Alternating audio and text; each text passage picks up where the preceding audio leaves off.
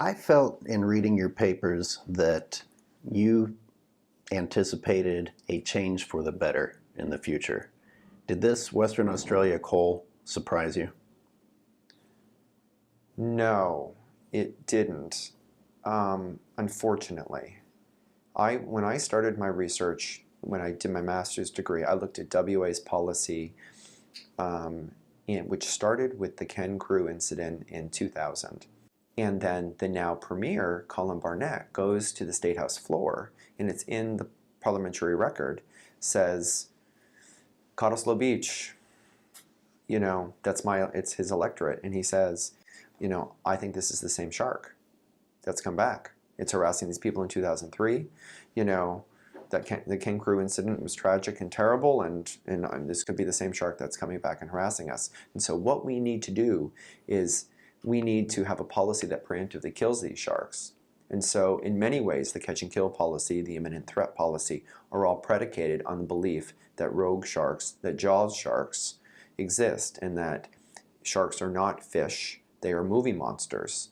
And you need to have government policies that treat them like movie monsters. I will say this, I was disappointed that it got as bad as it did. I was invited by the WA Department of Fisheries to do a presentation for them.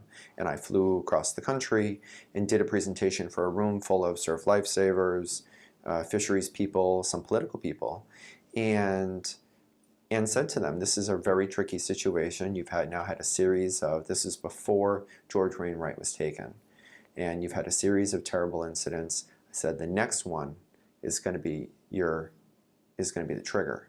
So we've got to assume that there's going to be another one, and try to figure out what the judgment is. I said, because what you're going to have is just sharks that hang out are going to be called nuisance sharks that people try to get rid of.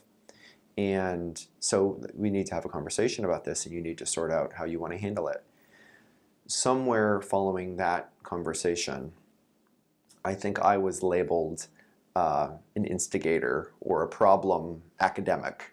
And I was a nuisance academic. And their policy went off in a different direction. There had been a time when the way WA was handling it was more public education, more funding, more science.